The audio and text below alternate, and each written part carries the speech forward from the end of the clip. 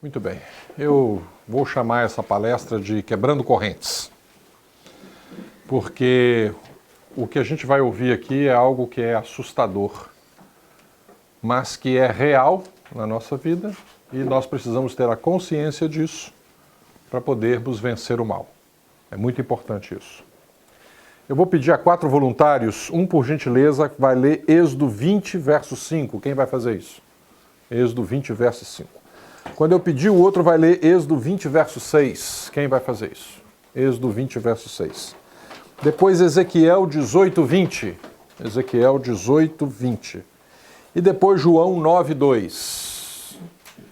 Quem lê? João 9, 2. Ok? Bom, o que vocês acham da ideia? Existe algum pecado que é comunicado? Existe algum pecado que passa de mim para outra pessoa? Vamos ver. Êxodo 20, verso 5. É parte do terceiro mandamento. Veja o que é que Deus está explicando no terceiro mandamento. Quem ficou com esse texto pode ler. Não as adorarás, nem lhes darás culto, porque eu sou o Senhor teu Deus, Deus zeloso, que visita a iniquidade dos pais nos filhos até a 3ª e 4ª geração daqueles que me aborrecem. Visito a iniquidade dos pais nos filhos. Olha, isso é muito sério. Quer dizer que o meu filho vai pagar o meu pecado? Eu pequei e o meu filho paga o meu pecado? Será que é isso que Deus está dizendo? O verso 6 apresenta um contraste. Então, no momento, Deus fala assim, ó, visito a iniquidade dos pais nos filhos até quando? Até a 3ª ou até a 4ª geração. E ele está fazendo uma associação disto. Ele está fazendo uma associação disto com o terceiro mandamento, que quer dizer o quê? A adoração. Ok? E agora o verso 6. Êxodo 20, verso 6. E faço misericórdia até 1000 gerações daqueles que me amam e guardam os meus mandamentos. Ok. Então, ao visitar a iniquidade, esta visitação vai até a 3ª e 4ª geração. Mas a misericórdia se estende a milhares. Não é isso? Isso não parece ser meio estranho? Não parece ser meio injusto? Deus punir uma pessoa que não tem nada a ver com a história por causa de o meu pecado? O meu falecido pai dizia assim, a criança inocente. E eu dizia para ele, as crianças não são inocentes. Porque Davi já dizia, em pecado me concebeu a minha mãe. Então não vem com essa história de que criança é inocente, criança não é inocente não. Mas ela está pagando o meu pecado? Vamos ver o que está escrito em Ezequiel 18, 20. A alma que pecar, essa morrerá. Ué, peraí, Deus, não estou te entendendo. Uma hora você me diz que eu visito a iniquidade dos pais nos filhos até a 3ª e 4ª geração. Agora o profeta Ezequiel está dizendo que a alma que peca é a que morre.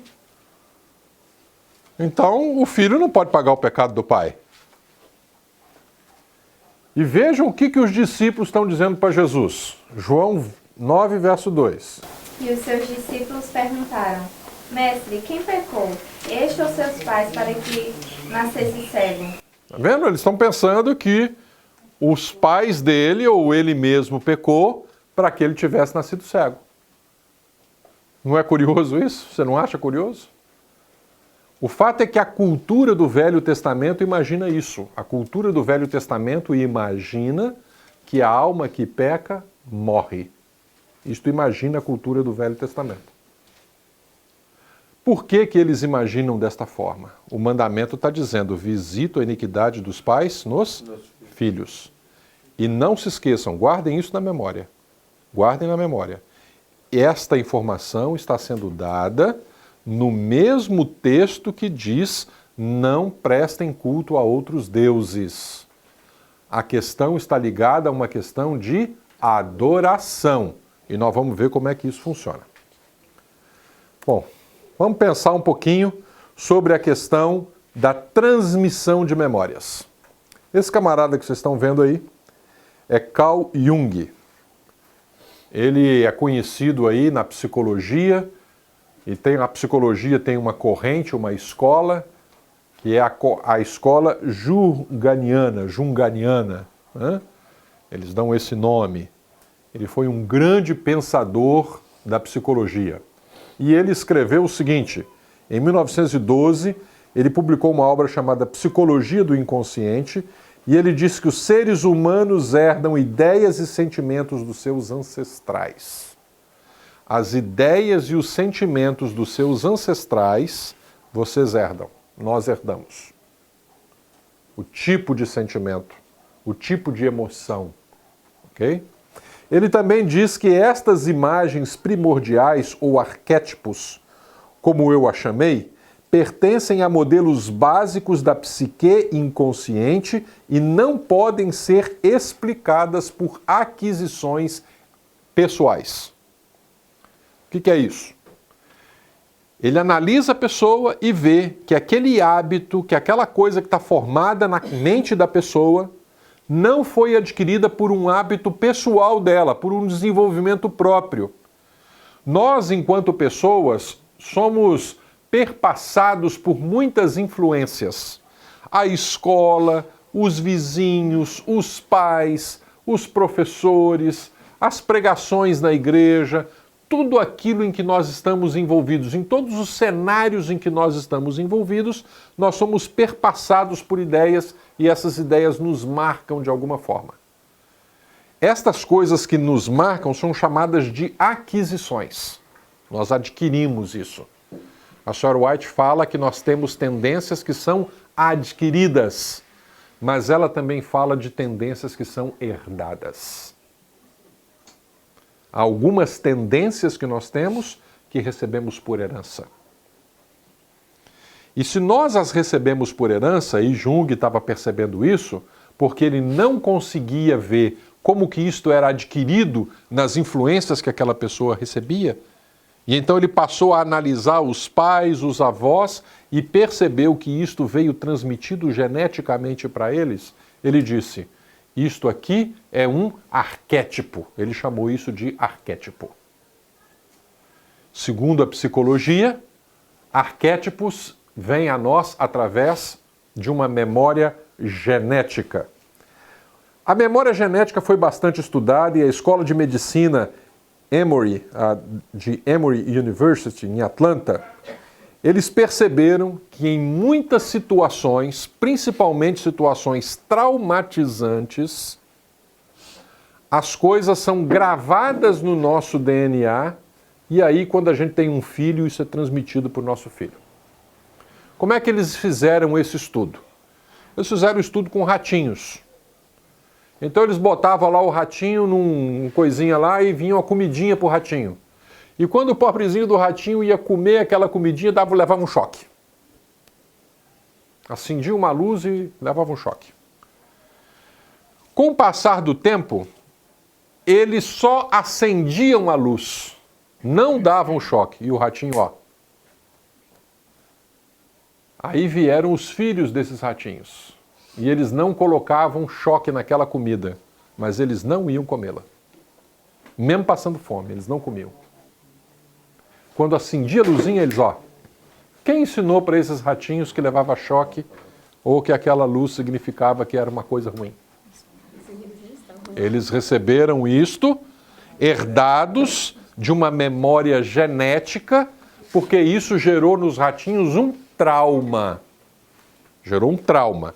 Então hoje nós sabemos que os traumas são transmitidos em memória genética, que é uma forma de sobrevivência, inclusive, tá? Para a pessoa sobreviver, fica mais esperta, entenderam? Bom, mas existem algumas coisas que não envolvem traumas. E o mais interessante é o estudo dessa borboleta aqui, ó. A borboleta monarca. Quem é mais antigo aí lembra da bicicleta Monarch? Monarch é o nome dessa borboleta em inglês. E a bicicleta vinha com o desenho dessa borboletinha, vocês lembram? Vinha com essa borboletinha, em homenagem a ela. A borboleta Monarch é uma borboleta comum, né? Vocês estão vendo aí o desenho dessa borboleta, ela é muito comum. E ela tem uma experiência de vida interessantíssima. Elas migram aqui do norte dos Estados Unidos, do sul do Canadá, para o México em determinadas ocasiões do ano, para fugir do frio. E aí elas viajam muitos quilômetros, 1.500, 2.000, 3.000 quilômetros. Aqui estão falando em viagens de 5.000 quilômetros, não sei como é que elas conseguem viajar 5.000 quilômetros aí. Borboletinha, batendo asa. E aí elas vão a um lugar específico no México, numa árvore específica, botam os seus ovos e morrem. Nascem as filhas da monarca. E elas crescem ali no México. E aí o inverno chega e elas fazem a sua viagem migratória de volta, os 5.000 e poucos quilômetros. E elas voam exatamente no lugar aonde nasceram as suas mães. Botam os seus ovos e morrem. Nascem as netas da monarca, que não conheceram suas mães, mas que vão voltar para o México no inverno seguinte, para o mesmíssimo lugar aonde ela nasceu, na mesma árvore, para botar os seus ovos e morrer e assim continuar a história para frente. Quem ensinou para ela a rota e o lugar aonde elas nasceram? Memória genética. Uma informação que foi transmitida de pai para filho. Então, cientificamente, nós temos uma comprovação daquilo que o Espírito de Profecia disse. Que existem memórias herdadas e que existem hábitos que são adquiridos. Nós temos uma comprovação científica disso. Não vamos estudar isso muito tempo, não. Isso aqui é só para a gente ter uma ideia. Nós transmitimos para gerações futuras algumas coisas que são importantes. E dentre essas transmissões entre as gerações, nós temos 3 coisas que temos que prestar atenção. Primeira, comportamento. A segunda, o inconsciente coletivo daquilo que Jung falou.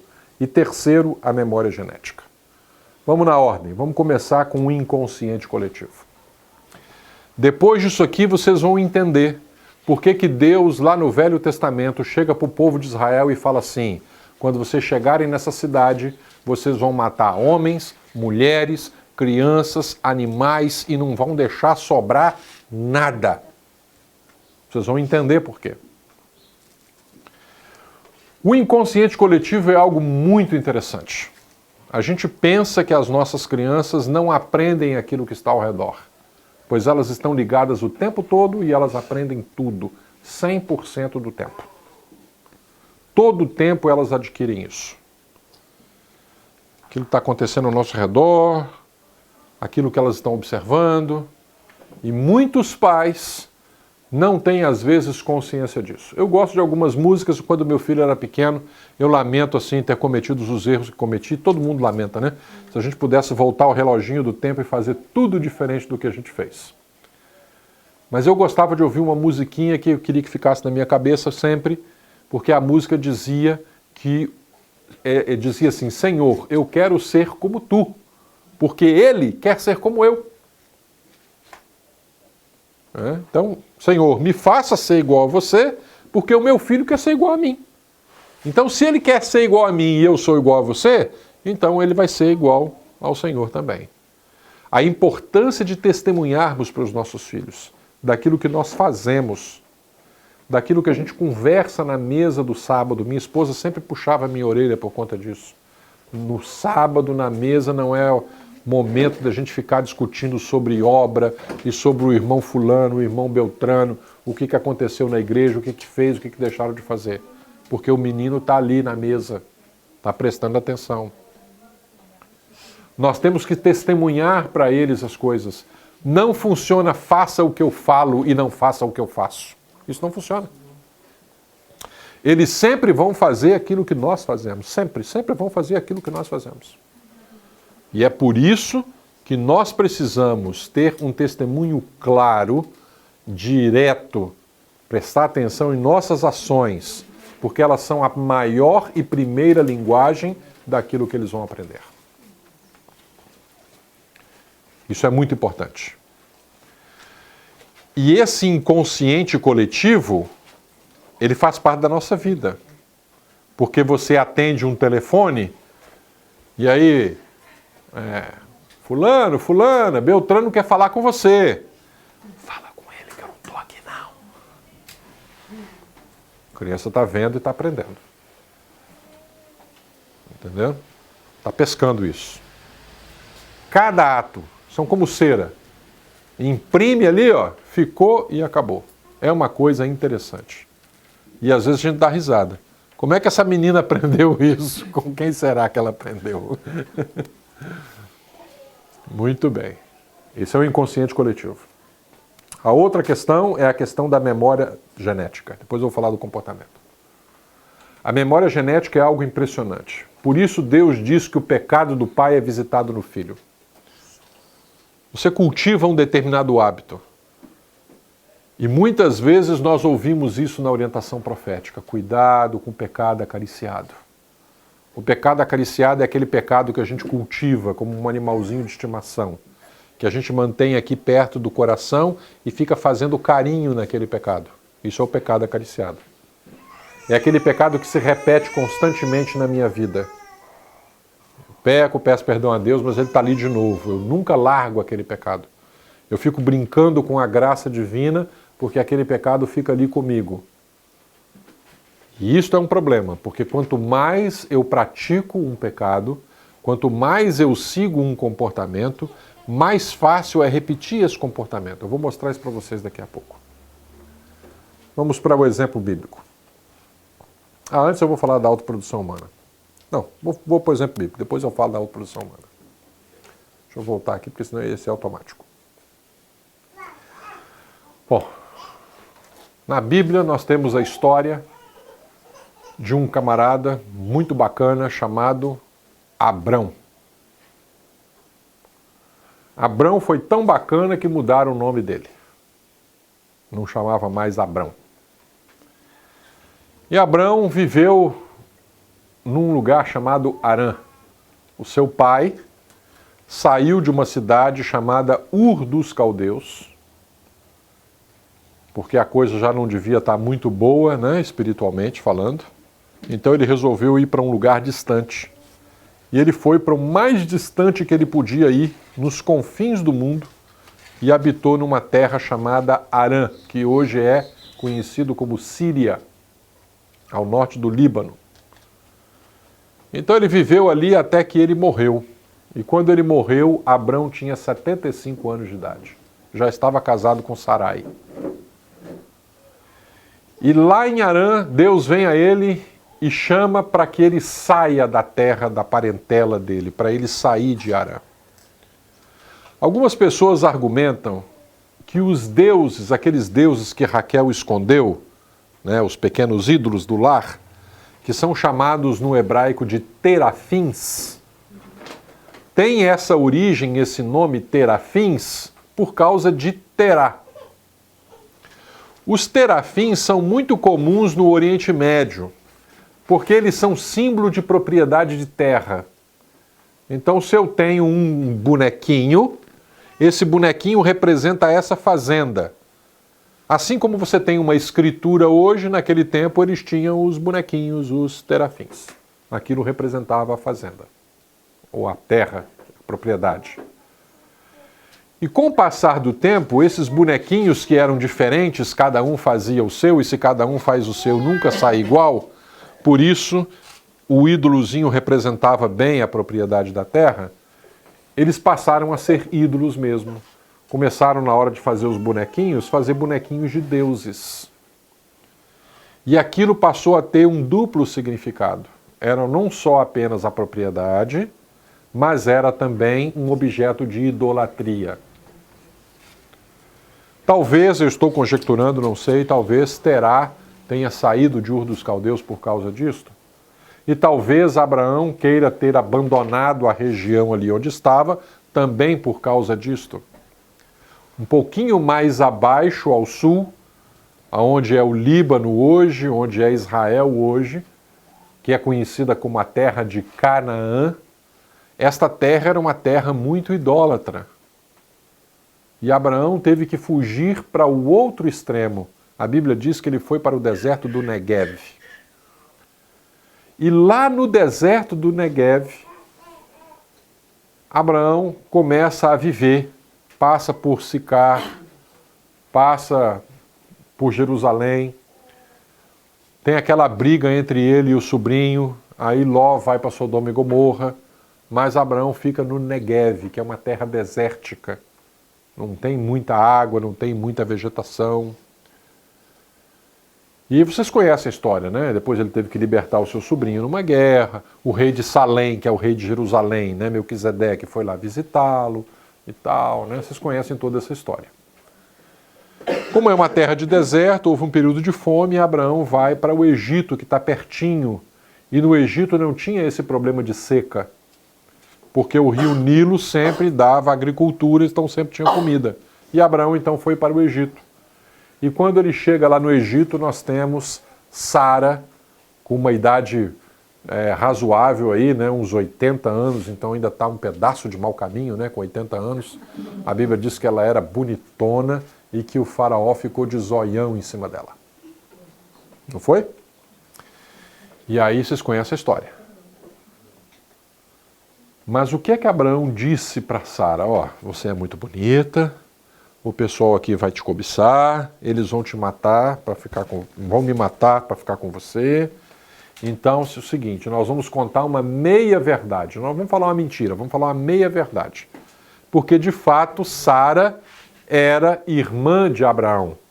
Mas era irmã de Abraão porque Terá teve 2 esposas. E Abraão casou-se com uma meia irmã. Ok? Então você vai falar que é minha irmã, você não vai falar que é minha esposa. E assim fizeram. Contaram uma mentirinha. Fizeram isso 2 vezes, não foi? Numa outra ocasião, lá em Canaã, fizeram a mesma coisa. 2 mentirinhas. Coisinha pequena, boba. Alguém pode dizer assim, um pecadinho imperceptível, né? Pode se justificar, mas quem não peca? Pode ler Romanos capítulo 3 e dizer assim, todos somos pecadores, não há nenhum justo sequer. Podemos aplacar a nossa própria consciência tentando manter determinados hábitos ruins. E agora eu vou fazer um parênteses. Nós somos mestres em dar justificativa para não fazer as coisas. Irmãos, essa igreja tem quase 170 anos de vida. Quase 170 anos que vocês têm um assim diz o Senhor. Até está escrito ali assim, assim diz o Senhor. Mas a gente vai e escreve embaixo, né? Mas eu penso, eu acho. Ó, vocês têm que fazer reforma de saúde. Eu como churrasco, mas o açúcar faz mais mal do que a carne. Então eu me justifico numa coisa para não fazer o que é certo. Em vez de fazer o que é certo, a gente fica arrumando justificativa para não fazer. Entenderam? Isso é um problema. E não é só com questão de comida, não. A gente vê o provar e vende, tem que ser pactuante e tal, mas é muito dinheiro, não tem dinheiro, desemprego, não sei o quê, e a gente arruma sempre a desculpa para não fazer. Eu não tenho tempo para dar estudo bíblico, eu não sei dar estudo bíblico, e não faz. Nem visita um doente, não vai em um hospital, não vai em um orfanato, não visita ninguém no presídio. E aí, quando Cristo voltar, o que vai dizer para você? Não te conheço. Eu estava nu, você não me deu de vestir. Estava doente, você não foi me ver. Estava órfão, você não foi me visitar. Eu te conheço. Porque você não emprega em fazer as coisas que eu estou pedindo. Você não esforça em dar o seu tempo em favor dos outros. Né? Abnegação, exemplo da vida de Cristo. Caminho a Cristo, página 78. Então Abraão foi com esse hábito. E Abraão não tinha seus filhos ainda. Tinha? Não tinha seus filhos. Agora nasce Isaac. E Isaac, que não viu as mentirinhas do pai, repete a mesmíssima mentirinha que o pai fez. Raquel, Rebeca, eu confundo, Rebeca, você é muito bonita, vão querer me matar, você diga que é minha irmã. E ele está usando um subterfúgio, sabe por quê? Porque a palavra irmã na Bíblia não significa irmão mesmo, entendeu? Irmão é todo colateral, um sobrinho pode ser irmão, tá? E eles eram meio que primos, né? Ou eram primos. Então você fala que é prima, tá? Você não fala que é minha esposa, você fala que é minha prima. Repetiu o mesmo pecado. Memória genética. Visito a iniquidade dos pais nos filhos. Mas tem a memória coletiva, né? Tem o inconsciente coletivo. E agora, os filhos de Isaac e de Rebeca vão repetir a história com ele. Um belo dia ele está para morrer, e aí chega Esaú e vai caçar, e a dona Rebeca agora vai se comportar com aquela memória genética que ela tinha adquirido, ela vai no comportamento agora. Filho, vem cá. Pega um carneiro lá, um cabrito, mata. Eu sei preparar a comida que seu pai gosta. Você vai fingir que é Esaú. E fez Jacó contar uma mentira. Ensinou Jacó a participar de uma mentira. Não só falou, mas ensinou o mau testemunho. E esse mau testemunho na vida de Jacó foi um problemão. Um problemão para com o irmão dele, quando ele voltou da terra de Padan Aram, e com os filhos dele. O que é que fizeram os filhos de Jacó? Venderam o irmão e mentiram para o pai. Esconderam uma verdade para o pai. Vocês perceberam como é que esse erro foi sendo repetido geração após geração? Abraão, Isaac, Jacó, e aí vem José para quebrar uma corrente. Estavam presos nessa corrente. E estavam tão presos nessa corrente que, se você ler a Bíblia direitinho, você vai perceber que os irmãos de José estavam o tempo todo trabalhando com um engano.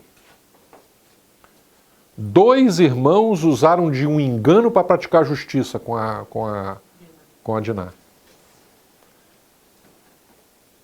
Outros 2 fizeram o que não devia lá com aquele outro rei.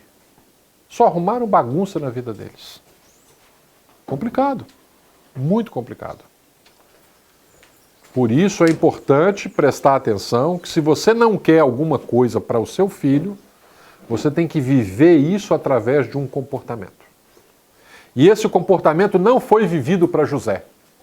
Então, como é que eu vou quebrar a corrente? Como é que José quebrou a corrente? Então vamos voltar para a ciência. Vamos entender a autoprodução humana. Bom, eu vou contar para vocês a história de Amala e Kamala. Essas fotos não são fotos verdadeiras. Essas fotos estão na internet, mas elas foram produzidas nos anos 70 por alguns filósofos da educação para poder contar a história de Amala e Kamala. Na época de Amala e Kamala não havia fotografias com essa qualidade aqui, tá bom? E as crianças também não estão representando adequadamente as meninas que foram encontradas. Os ingleses, eles tinham muitas colônias na Ásia fora. E teve um tempo em que os ingleses dominavam a região que hoje é conhecida como Índia e Paquistão. E naquele tempo, pegava-se um território maior e chamava-se Índia e Birmânia. Por isso que eles diziam assim, as Índias. As Índias era aquele povo lá, tá? Os hindus em geral. Bom, em 1920 eles estavam construindo uma estrada de ferro, os ingleses sempre faziam as estradas de ferro, estavam atravessando uma selva na Índia, quando os trabalhadores encontraram algumas crianças que estavam sendo cuidadas por lobos. A ciência tem muitos relatos de mamíferos que cuidam de outros mamíferos de outra espécie, quando esses mamíferos estão ameaçados de abandono por parte de seus pais. Então, por exemplo, um leão caça um macaquinho, ou caça uma zebrinha. Se essa zebrinha foi abandonada, se ela está fora do bando, ela está sozinha, perdida no mato, o leão não vai matar essa zebrinha. Ele vai amamentar essa zebrinha, vai cuidar dela até ela ficar grandinha e conseguir sair fora da selva. Os mamíferos adotam mamíferos abandonados. Entenderam? Então, isso acontecia muito na Índia, por quê? Porque os hindus têm uma crença esquisita. Eles acreditam no desenvolvimento por castas. Não é igual à nossa sociedade, que você pode crescer na sociedade. Você começa de baixo, vai trabalhando, consegue um emprego melhor, estuda uma faculdade e vai galgando os degraus socioeconômicos, né, da sua cultura. Lá é diferente. Na Índia, o seu nível sociocultural é determinado pelo seu nascimento, a forma do seu nascimento. Então, alguém de uma família rica, na hora do parto, aquela criança pode nascer como um miserável. Então ele vai viver a vida de miserável.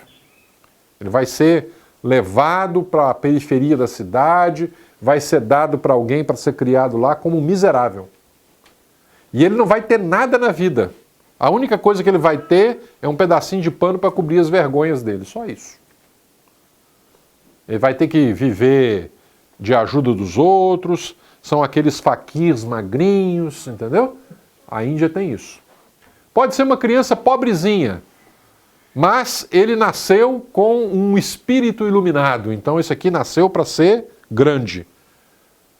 As pessoas vão enchê-los de riqueza, ele nunca vai precisar trabalhar na vida, ele não vai precisar fazer nada, ele vai ser até adorado pela sociedade. As pessoas vão querer colocá-lo num patamar elevado. Então a sociedade lá é por castas.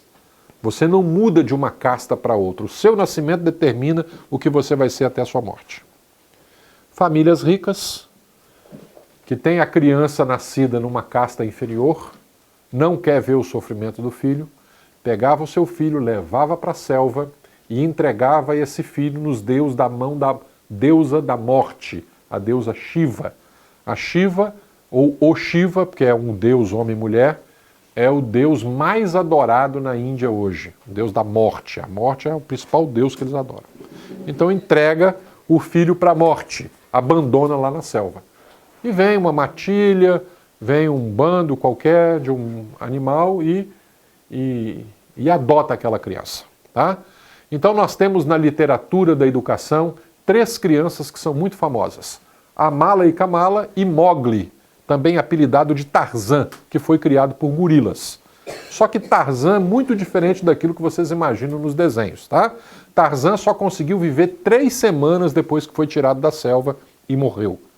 Todas as tentativas de humanizar as crianças, tirando-as da selva, matava essas crianças. Elas não conseguiam sobreviver dentro da civilização. Amala e Kamala foram encontradas em 1920, esses nomes foram dados para ela, né? Elas são conhecidas como as meninas lobo. A primeira tinha cerca de 1 ano e meio e veio a morrer 1 ano mais tarde. Kamala, de aproximadamente uns 8 anos de idade, viveu até 1929. Conseguiu viver 9 anos fora da selva. Tá? O que eles percebiam é que elas não tinham nada de humano. O comportamento delas era inteiramente um comportamento de lobo. Elas só andavam de 4 patas. Só bebiam água como os cachorros bebem, lambendo assim a água e jogando a cabeça para trás. Só comiam carne podre e estragada. Exatamente como os lobos. E então os cientistas disseram que elas deveriam ser não Homo sapiens, mas Homo homini lupus, ou seja, hominídeos lobo. Essa era a espécie delas. Tá? E começaram a estudar esses comportamentos. Eram incapazes de ficar em pé.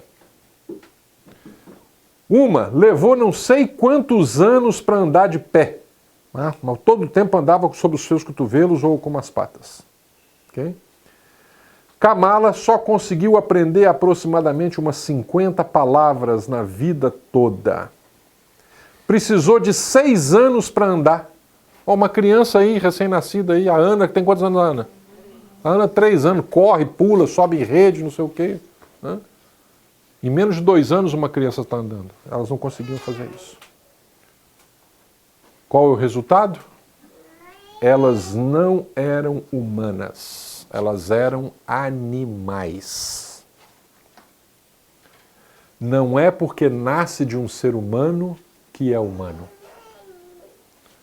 Para ser humano é preciso de humanização. Deus criou assim. E por isso Deus, todos os dias, na viração do dia, ia conversar com Adão. Deus humanizou Adão. Adão olhava para Deus, via Deus andando em pé. Então Adão também ficou em pé. Adão teve que ver Deus colher fruta para comer, e ele também colhia para comer, para repetir aquilo que estava vendo. As crianças são assim.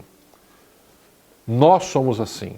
Nós aprendemos aquilo que nós vivenciamos. É interessante, né? Eu gosto muito de algumas pessoas, de algumas sacadas deles, né? Augusto Conte, por exemplo, disse que o homem é causa e consequência simultânea da sociedade. É aquela história, né? O que é que veio primeiro, o ovo ou a galinha? Então alguém diz assim, é o ovo. Né? Mas quem botou o ovo? Ah, então é a galinha que veio primeiro. Mas se a galinha veio primeiro, ela nasceu de qual ovo? Né? É simultâneo, é ao mesmo tempo. Só existe o ser humano porque existe uma sociedade. Só existe a sociedade porque existe um ser humano. É causa e consequência simultânea. Entendeu? Causa e efeito ao mesmo tempo. Nós existimos porque nós estamos numa sociedade. Deus já nos criou em sociedade. E não foi à toa que ele já começou a sociedade e logo em seguida já criou Eva. E logo em seguida já diz, crescei, multiplicar e enchei a terra.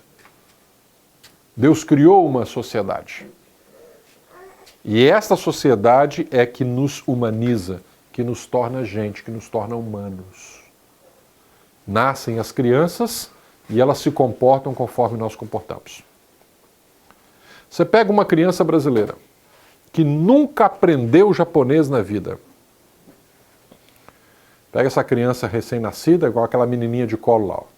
Se você quiser, pai, que a sua filha aprenda japonês, leva para o Japão e deixa lá 1 ano.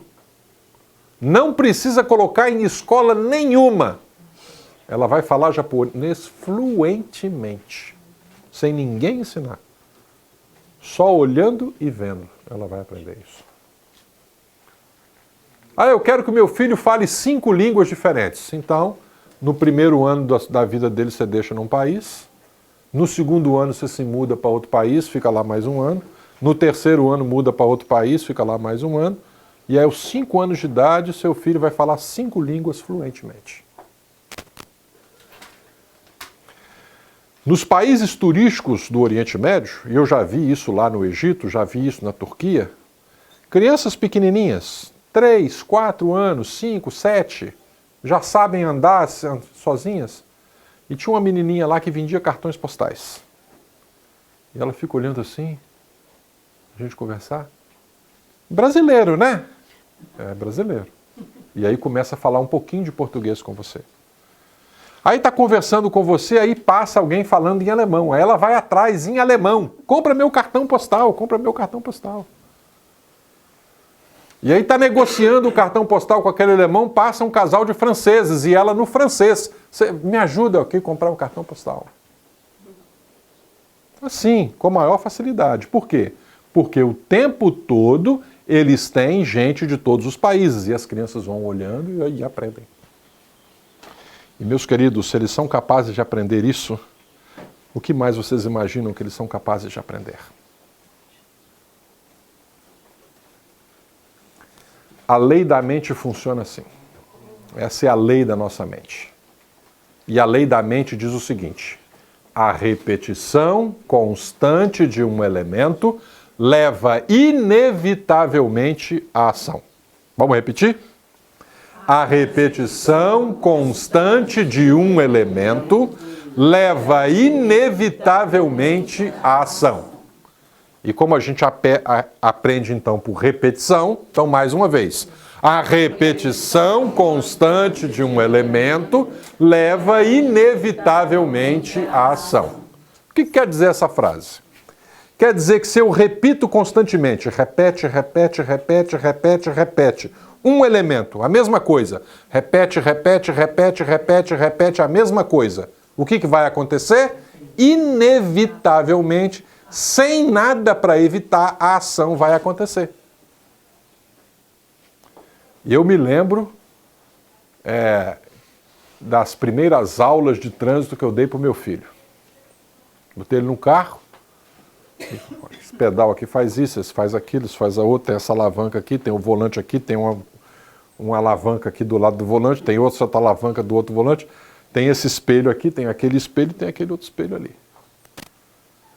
E aí você tem que dirigir assim, e olha para esse espelho, e olha para esse, passa a marcha aqui sem olhar para ela, aperta o pedal sem olhar para ele, olha para frente, vira o volante. É muita coisa ao mesmo tempo, pai, eu não consigo. Consegue. Vamos treinando. Vamos primeiro treinar esses 2 pedais aqui. Repete, repete os 2 pedais. Agora vamos a esse outro pedal aqui. Repete, repete. Agora vamos repetir, trocar de marcha. Agora vamos repetir isso, vamos repetir aquilo. E nós temos muitos motoristas aqui. Na hora que você está dirigindo, você pensa nisso tudo, na marcha, no pedal, no volante, você pensa. Você faz, você não pensa. Repetição constante de um elemento gera uma ação. Repete, repete, repete. É uma ação.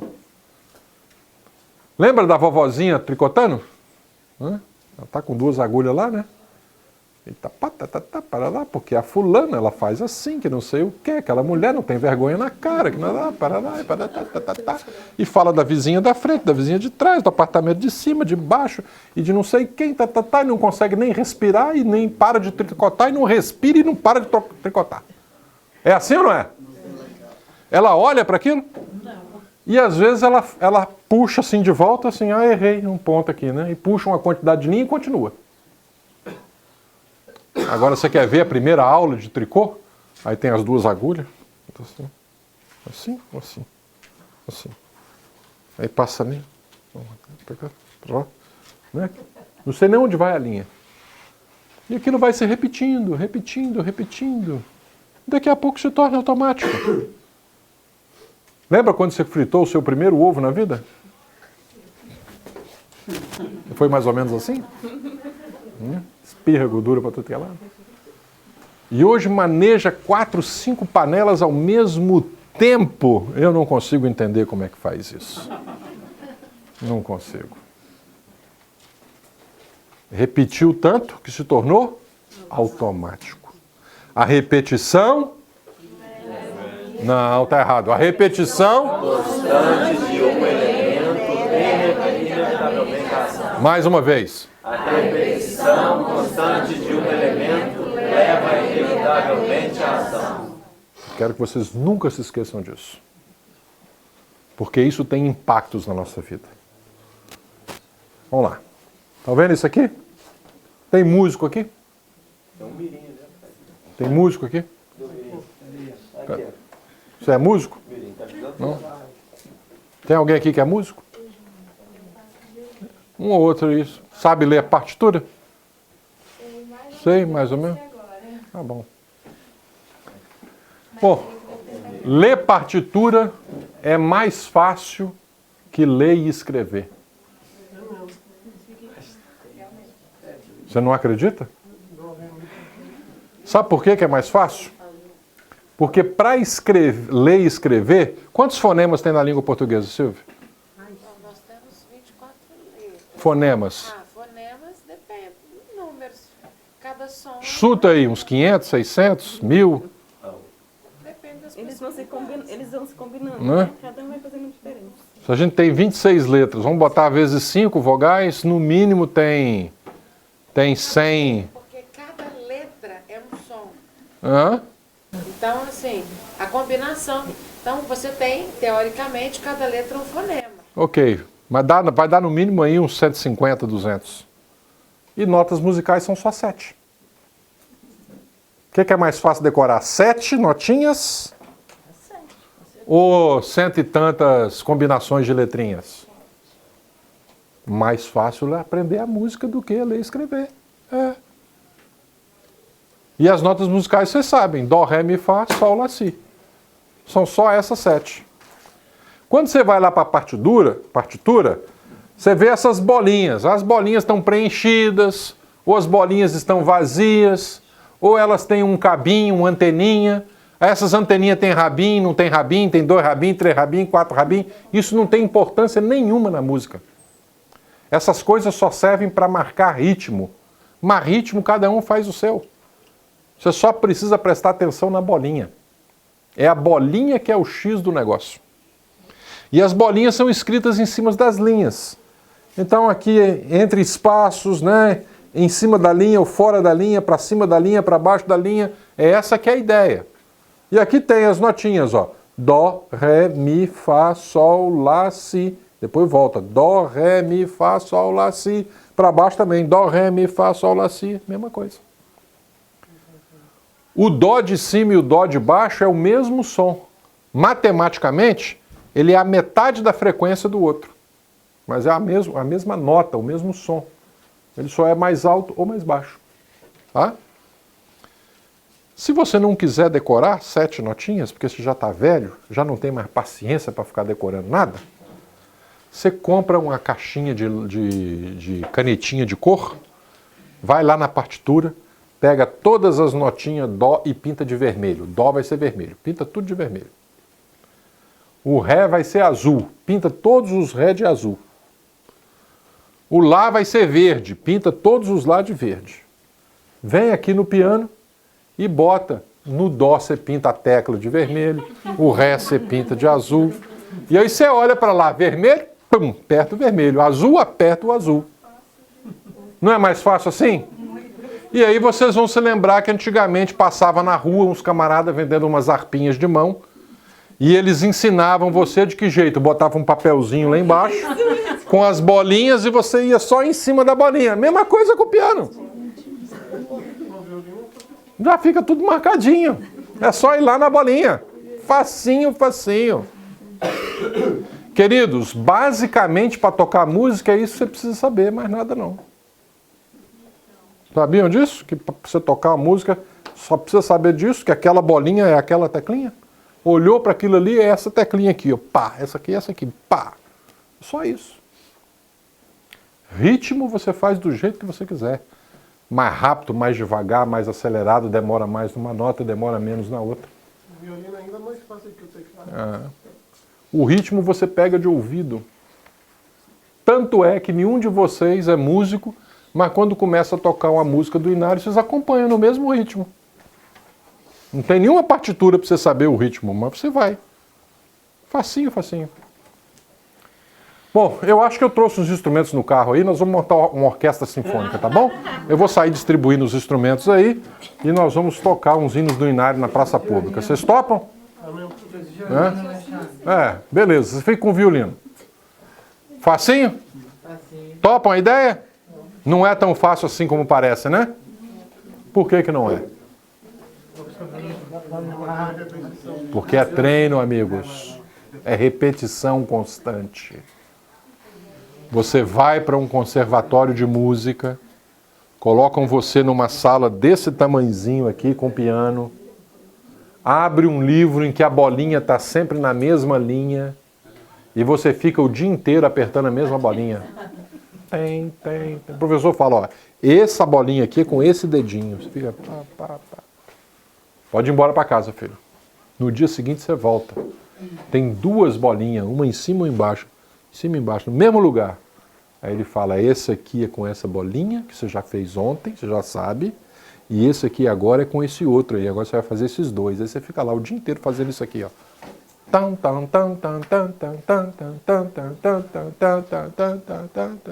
Fica umas 2 semanas nisso. Aí na 3ª semana vai o outro dedinho agora. Agora vai lá. E aí fica revezando. Ou esse, o do meio e tal, e vai trocando.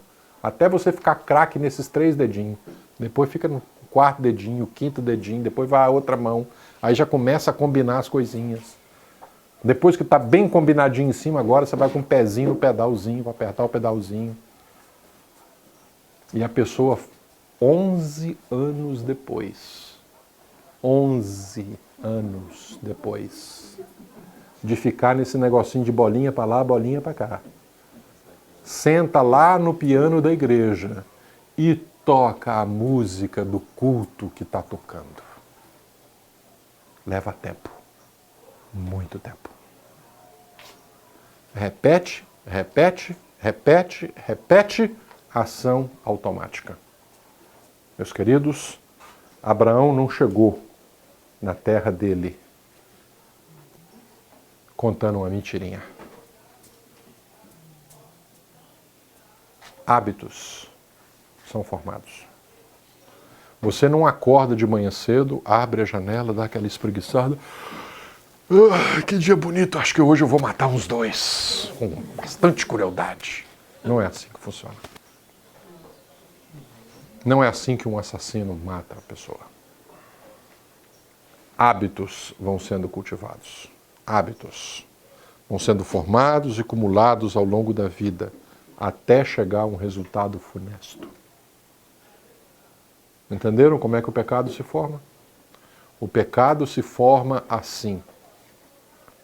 E aí, nessas interações entre Sara e Abraão, Rebeca, Raquel, Labão, Isaac, Jacó, Esaú, José, Rubem, Judá, nós vemos o mesmo erro sendo repetido para lá e para cá. Influência que leva para lá, que leva para cá. Conta uma mentira aqui, influencia ali, aquele vai e faz o outro negócio ali, aquele lá desconta nesse outro aqui, esse outro descontou no outro, e fizeram esse balaio de gato que eu desenhei aqui. Esse tipo de comportamento acontece assim. Mas apareceu um sujeito aqui, que é o único que não tem setinha de lugar nenhum. Estão vendo ele aqui sozinho, isolado aqui? Todos eles têm setinhas aí. Esse aqui não tem, não. O que será que aconteceu com esse? Esse aqui sofreu mazelas. Esse aqui sofreu o que nenhum dos outros sofreu para quebrar correntes. Injustamente é vendido como escravo. Injustamente sofre o ciúme dos irmãos, porque Deus vai lá e dá um sonho para ele. Por que Deus não deu o sonho para Jacó? Por que Deus não deu aquele sonho para Rubem? Por que não deu aquele sonho para Simeão? Por que não deu para qualquer outra pessoa lá, para Bila ou para... Por que deu para José? Deus sabia que ele ia ser fruto do ciúme dos irmãos. Aí é vendido como escravo. É tirado da família. Abraão, sai da tua parentela. Sai, Abraão, porque não tem jeito. Deus destruiu o mundo com um dilúvio, porque não tinha mais jeito. E Deus destruiu o mundo com um dilúvio porque precisava destruir a criação dele. Existem algumas coisas, sabe, que não são muito divulgadas, mas aqui nós temos um grupo de irmãos maduros e eu não sei nem se eu devia dizer, sabe? Mas eu vou dizer. Eu vou dizer, vocês são maduros, guardem isso para vocês. No livro Spiritual Gifts, a Sra. White fala do amalgamento que existia entre homens e animais. Aquilo que existiu em Sodoma e Gomorra existiu antes do dilúvio. Desembestaram-se na sexualidade. Uma sexualidade desregrada, desembestada, muito desembestada. E chega um momento na vida sexual deles que eles não têm atração mais pelo sexo oposto. Então eles começam a desenvolver relações homoafetivas. E não é de admirar, senhores, que a gente de vez em quando liga uma notícia e vê um artista famoso envolvido em homossexualismo, em escândalo, preso com travestis em motel, não sei o quê, aquelas coisas todas que vocês já ouviram na televisão. Porque a pessoa já não sente mais prazer pelo sexo oposto. E depois que ele está acostumado com aquilo, ele não sente mais prazer por aquilo também. E então ele vai buscar sexo com animais. E aí depois que ele não está satisfeito com aquilo, ele vai buscar sexo com crianças. Depois ele vai buscar sexo com defunto, que é a chamada necrofilia. Depois ele não está satisfeito com aquilo, ele vai inventando moda. A ponto de Sodoma e Gomorra virar para Ló e falar assim, nós não queremos mulher virgem. Nós queremos esses anjos aí. Ó. Nós nunca fizemos sexo com anjo. Tira esses anjos para fora que a gente quer saber como é que é. Queremos abusar deles, é assim que diz a Bíblia. Tira esses homens para fora, queremos abusar deles. Então Deus, triste com a sua criação, porque o cruzamento entre homens e animais produziu, diz a senhora White, bestas feras. Eu particularmente acredito que um tiranossauro rex da vida é fruto de um amalgamento. É um bicho atrofiado, tem uma cabeça grande, as patas atrofiadas, um animal carnívoro, nervosão, um cérebro pequeno, uma cabeça grande, um cérebro pequeno, tudo desproporcional. Deus ficou triste porque a criação dele foi bagunçada. Lembrem-se que eu falei para vocês que o cerne da coisa do terceiro mandamento era culto e adoração? Não é isso o cerne lá? Culto e adoração? Meus queridos, sexualidade tem que tudo a ver com culto e adoração, tá? Quando Deus nos criou sexuados, Ele nos criou imagem e semelhança dele, ou seja, te deu o poder de criar. Você gera um ser à sua imagem e à sua semelhança. Por isso Davi no Salmo diz, vós sois deuses. Está escrito na Bíblia, vós sois deuses, porque vocês criam. E não é à toa que Deus trabalha a relação de culto como sendo ele o esposo e nós a esposa. E a idolatria é chamada de adultério espiritual. Todas essas coisas estão relacionadas. E aí, o que nós fazemos? Nós pegamos, bagunçamos tudo, imprimimos isso na cultura e permitimos que uma geração seguinte tenha a memória genética e o inconsciente coletivo que nós vivemos. Por isso Deus fez o povo de Israel ficar 40 anos no deserto, para aquela geração morrer e nascer uma outra geração. E vejam que aquela nova geração que nasceu ainda trazia o inconsciente coletivo e a memória genética dos seus antepassados. Imaginem o que 430 anos de afastamento de Deus, desde que Abraão saiu de Padã Arã, até que Moisés tirasse o povo do deserto e os colocasse lá no Sinai para receber a lei do Senhor.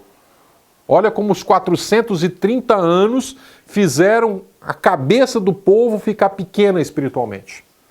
Irmãos, foram 40 dias. 40 dias. Em 40 dias, eles saíram com mão poderosa do Egito na 10ª praga. Isso depois de terem visto outras 9. Atravessaram o Mar Vermelho. Eu vou dizer para vocês o que é o Mar Vermelho. O Mar Vermelho é um braço de mar, num golfo, no Golfo Pérsico. Então, tem um braço de mar assim que se divide em outros dois, como se fosse um desenho de uma mão assim fazendo isso aqui. Nesses dois golfos, onde o povo de Israel deve ter atravessado, que é chamado Mar Vermelho, é um cânion de 2 quilômetros de profundidade. Então, quando o Mar Vermelho secou, o povo de Israel teve que descer uma rapina de 2 quilômetros, andar em seco, atravessar e subir 2 quilômetros do outro lado. Não é uma travessia singular, não. É ultra mega power singular. Agora imagina você no meio daquele troço e você levanta a cabeça e olha uma parede de água de 2 quilômetros de altura aqui do seu lado. E do outro lado aqui uma parede de água de 2 quilômetros. Isso é impressionante demais, gente. Isso é extremamente impressionante. Agora você imagina a coluna de nuvem que em 2 quilômetros de profundidade fica escuro. Se você quiser ver estrela de dia, você entra num poço fundo e olha para cima que você vai ver as estrelas. A gente só não enxerga as estrelas de dia por causa da luz do sol, que gera essa camada meio azul assim e impede a gente de ver o céu. Mas se você descer num buraco profundo, onde essa luz do sol não pega, você vai enxergar as estrelas. Eles atravessaram aquilo ali vendo estrelas. E a coluna de nuvem deve ter brilhado. E quando essa coluna de nuvem deve ter brilhado, ela deve ter iluminado a água. E, gente, a água do Mar Vermelho, vocês não têm noção. Você mergulha assim 50 metros d'água, é igual vidro assim, ó, transparente. Você enxerga tudo. O melhor lugar do mundo para mergulhar é no Mar Vermelho. Você abre os olhos, a água de sal não arde e é tudo transparente, você enxerga longe. Tem lugares no Mar Vermelho que as pessoas estão boiando em cima da água e parece que não tem água embaixo, de tão transparente que é. E eu imagino aquela coluna de fogo em cima, iluminando essa água transparente e o povo vendo as baleias nadando aqui do lado da parede, assim, ó.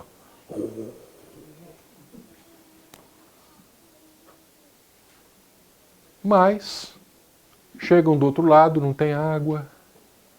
Aí eles veem água saindo da rocha. Aí eles caminham mais uma semana, não tem comida, eles veem pão caindo do céu. Aí passam-se 40 dias, eles veem Deus descendo em cima de uma montanha. 40 dias. E eles estão fazendo um bezerro de ouro. Passada essa experiência toda, 40 dias vendo coisas fantásticas e fenomenais, eles estão fazendo um bezerro de ouro.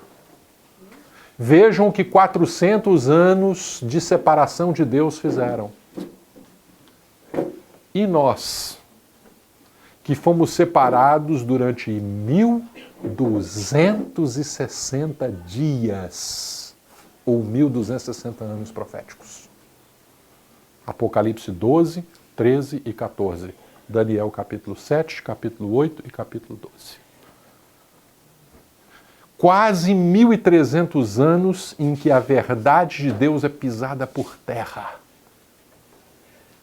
O que vocês queriam esperar no século 21? Deus constituiu esse povo para ser restaurador da verdade. Não foi para isso? Vocês são estudiosos das profecias. Foi ou não foi para isso? Foi. Restaurar a verdade. Mas eu vou dizer para vocês uma coisa, hein? Nós somos sem vergonha até dizer chega, hein? É para restaurar a verdade, mas gosta de uma mentirinha, né? Gosta de uma mentirinha, gosta de uma falsidade no meio das coisas. A gente aceita tudo que é porcaria de música dentro da nossa igreja, a gente aceita tudo que é porcaria de comportamento, a gente aceita tudo que é porcaria de coisa na nossa vida espiritual, na nossa casa. Nós não somos diferentes do povo de Israel, não. Nós estamos vendo coisas fantásticas, maravilhosas, e mesmo assim carregando atrás de nós um inconsciente coletivo, uma memória genética. Visito a iniquidade dos pais. Mas eu faço misericórdia até 1000 gerações, diz o Senhor. E as misericórdias de Deus alcançaram José na 4ª geração. Como que as misericórdias de Deus alcançaram José?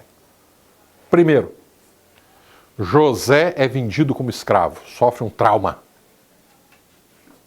E a gente já viu que os traumas são bons com a memória genética, né? José foi 2 vezes para a cadeia, né? Primeiro com os amalequitas, depois com Potifar, né? E é interessante as atitudes de José. José tinha 2 opções nesse momento: chutar o pau da barraca, amaldiçoar a Deus e morrer, virar bandido, ou José podia florescer como o lodo, como o lírio no lodo. E tudo é uma questão de escolha. Todas as coisas partem aqui, ó, daquilo que nós decidimos, de como funciona o lóbulo frontal. Aqui onde nós tomamos as decisões, ó, bem aqui nessa cachola. Bem aqui.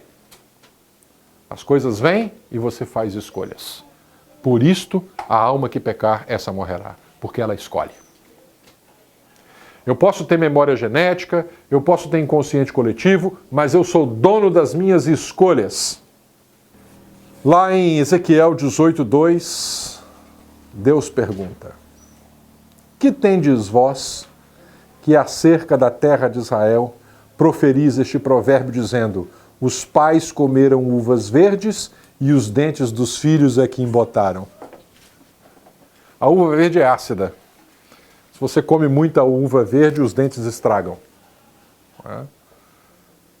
Então Israel tinha esse provérbio. Que provérbio é esse, vocês estão dizendo? Né? Nós, em português, temos um outro provérbio semelhante. Só que em português é assim: nós é que bebemos, eles é que ficam tontos. Já ouviram esse provérbio? A gente bebe e eles ficam tontos. Lá em Israel diz isso. Mas Deus, lá em Ezequiel 18:2, diz assim: vocês não vão proferir mais esse provérbio. Eu não quero que vocês profiram esse provérbio. Ezequiel 18:3 e 4. Tão certo como eu vivo, diz o Senhor, jamais direis esse provérbio em Israel. Eis que todas as almas são minhas, como a alma do pai, também a alma do filho é minha. Todas as almas serão minhas. Eu visito a iniquidade dos pais nos filhos, mas vocês não vão ficar com os dentes embotados.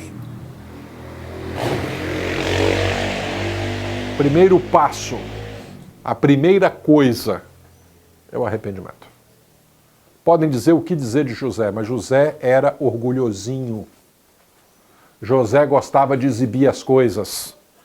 Pegava a túnicazinha dele, né, e botava lá e ia fazer raiva nos irmãos. Ou vocês acham que os irmãos ficaram com ciúme à toa? José era narizinho para frente. Nós temos algumas pistas de que ele era narizinho para frente. Dono de si mesmo. O protegidinho do papai, o queridinho. Mas quando José é preso, José tem que se arrepender. O pecado que derrubava, agora é derrubado. E quando o arrependimento vem, quando nós nos tornamos almas de Deus, pelo arrependimento, as correntes são quebradas. Você sabe o que o arrependimento faz? O arrependimento faz o eu ser subjugado. Eu não sou mais eu. Quem vive agora? Cristo vive em mim. As coisas que eu faço, eu não faço mais de mim mesmo. Quem as faz? Deus faz em mim. E para que nós estejamos arrependidos, e olha como eu estou conjugando o verbo. Arrependimento, na minha opinião, não é uma coisa que é um ato único. Arrependimento é uma continuidade. Para estarmos arrependidos, para continuarmos arrependidos, estou conjugando isso no auristo, para que a gente continue sendo arrependido, Cristo disse que nós temos que estar ligados a Ele. Ó, fica ligado aqui. Se você estiver ligado em mim, você produz fruto. Você desliga, você não produz nada. Você seca, só serve para ser queimado no fogo, não serve para mais nada.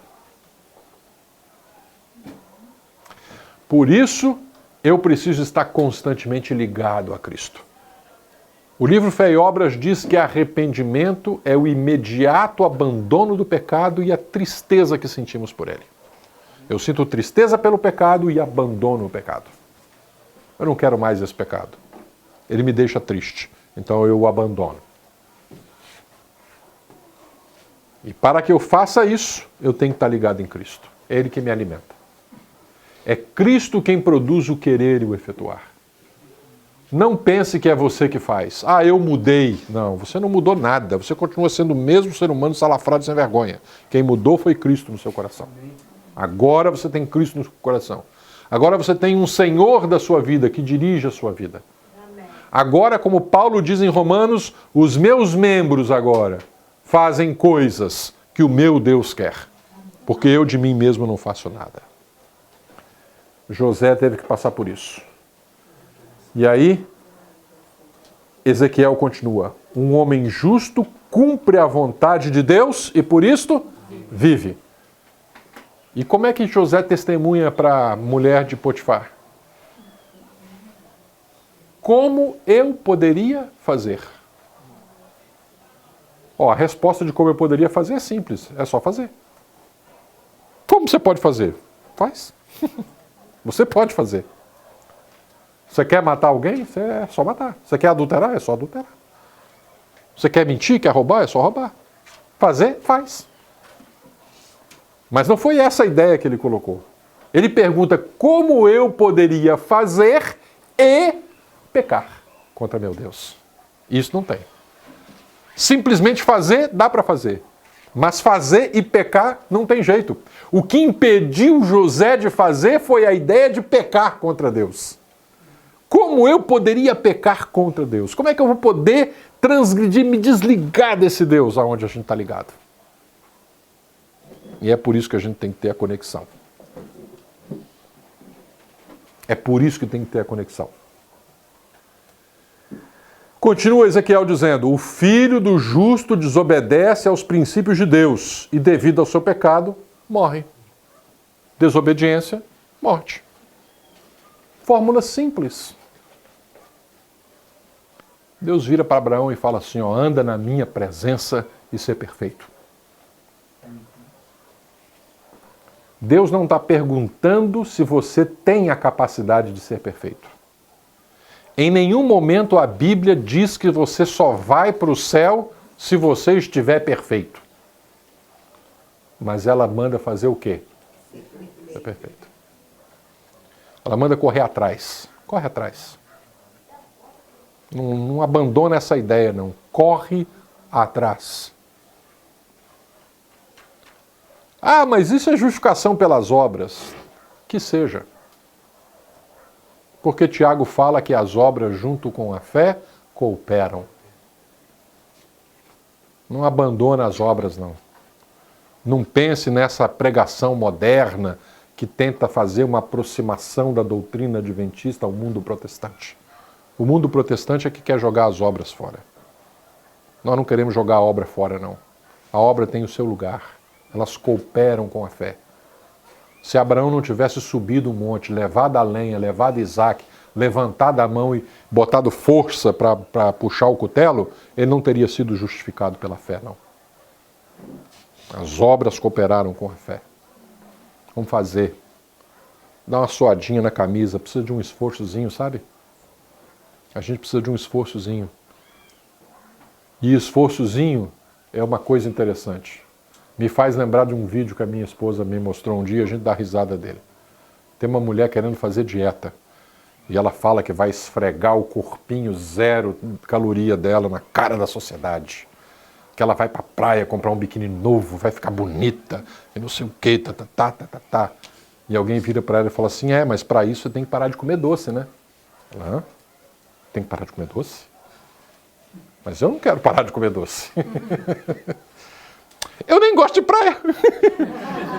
Vou ficar gordinha, botar uma roupa bonita e ir pra montanha, tomar chocolate quente. Às vezes, queridos, para a gente lutar espiritualmente, a gente tem que fazer um esforçozinho, sabe? Tem que fazer uma dietazinha espiritual. Dietazinha espiritual tem um esforçozinho, tem um sacrifício. Abra sua Bíblia em Romanos capítulo 12, versos 1 e 2.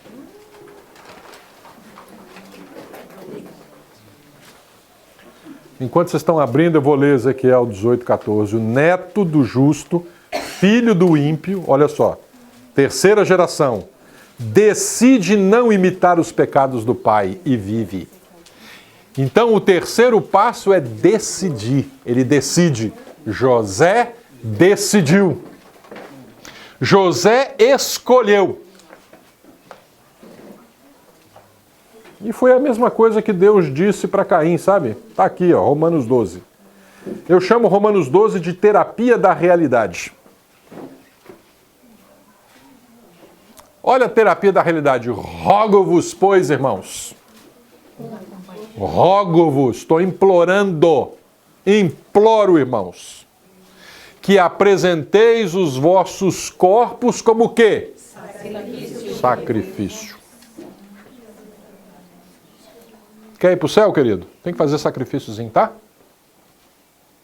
Tem que fazer um sacrifíciozinho. Tem que fazer um esforçozinho.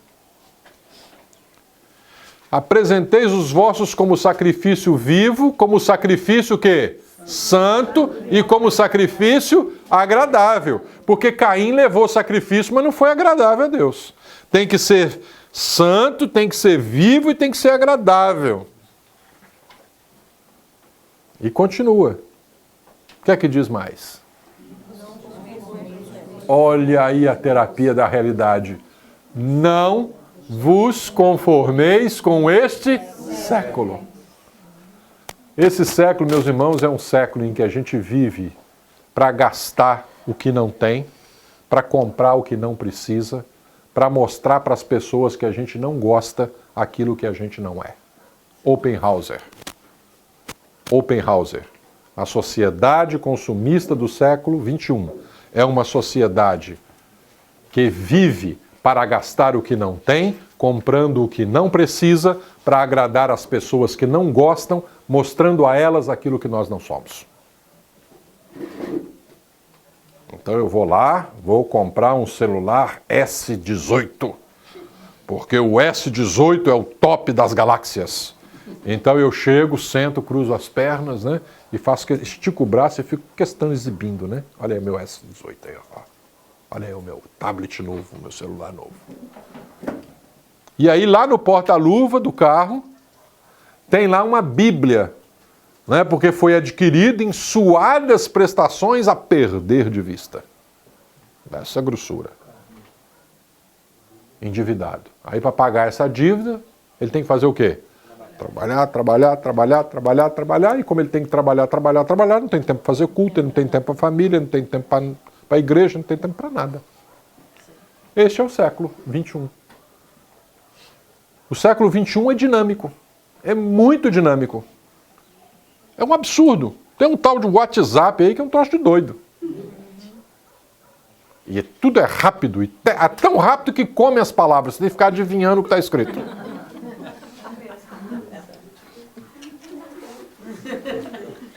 Teve um dia eu e minha mulher ficamos doidos, porque recebemos uma mensagem no WhatsApp num grupo, e ela ficou preocupada, e agora esse casal não vem mais para a reunião, e o que nós vamos fazer, para uma reunião de família.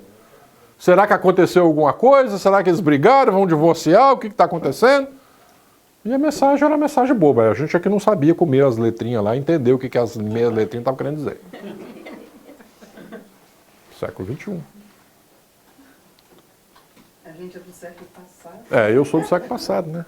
A minha irmã brincou comigo hoje, falou que eu ainda mando carta pelo correio, meu cunhado falou que eu fico mandando telegrama. Cadê meu cunhado? Mas eu sou do século passado. Você pode repetir o que você disse em relação ao século XX? Oppenhauser, um filósofo moderno, ele diz assim, a sociedade consumerista do presente, eu não sei se ele usa o século XXI ou do presente, vive para gastar o que não tem, comprando o que não precisa, para agradar a pessoas que não gostam, mostrando a elas aquilo que não são. E aí eu vou exibindo meu carrão bonito, porque eu quero mostrar para os meus inimigos que eu estou por cima. Mas ele não sabe que eu estou na M, né? Entendeu? Atolado até o pescoço, exatamente. Para que isso? Agora, quando nós não devemos nos conformar com esse século, a vida no campo fala, vai viver no campo. Hoje minha esposa teve que puxar a minha orelha, porque o trânsito da cidade me deixa irritado, aí eu irritei ela, fui estúpido com ela. Ela, para que você está sendo estúpido comigo? Não tenho nada a ver com isso. Aí, não conformar-se com esse século, diz assim, ó, todo mundo está mandando você comer churrasco com Coca-Cola. A Bíblia está mandando você fazer outra coisa.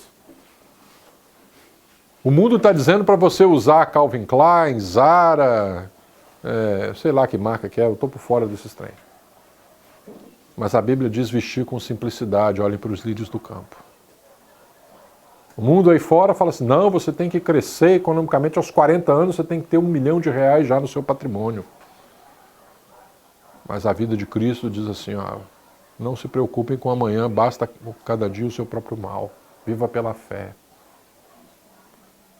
Muito diferente daquilo, sabe? Se a gente for seguir tudo que está na Bíblia, nós estamos na contramão do mundo. Na contramão do mundo, senhores. Vocês estão aqui me ouvindo palestra chata e tal, com sono, vontade de dormir. Os outros estão em casa dormindo no sábado à tarde, fazendo trabalho sonário. Chega até a roncar. E nós estamos aqui. Alguns de vocês vieram de longe. Eu vi um carro aí de Rio das Ostras, longe de Padedel, lá quase onde o Judas perdeu as botas, uns 2 quilômetros para frente. Estão aqui. Rogo-vos que vocês façam sacrifício vivo. Fazer sacrifício é deixar de comer um hambúrguer, porque lá na janela 1040 tem um missionário precisando de dinheiro. Fazer sacrifício é ficar olhando para a vitrine dizendo assim, eu queria tanto isso. Eu tenho dinheiro aqui, mas eu tenho que pregar o evangelho, né, para Jesus vir logo. Então, isso é sacrifício vivo. E praticar sacrifícios envolve a abnegação do eu. José aprendeu os sacrifícios quando foi para a cadeia. Que cadeia abençoada. Eu não sei quanto tempo ele ficou lá, mas ele aprendeu privações. O apóstolo Paulo agradeceu isto. E ele, numa carta para os seus irmãos, ele fala assim, eu sei tanto viver exaltado quanto viver humilhado. Aprendi. Nós podemos aprender também, sabe? E aí então, ao compreender essas coisas, ele fala, em tudo dai graças, porque tudo é da vontade de Deus. Tá ruim? Louvado seja Deus, tá bom. E assim vai. E essa terapia da realidade, eu vou pular isso aqui.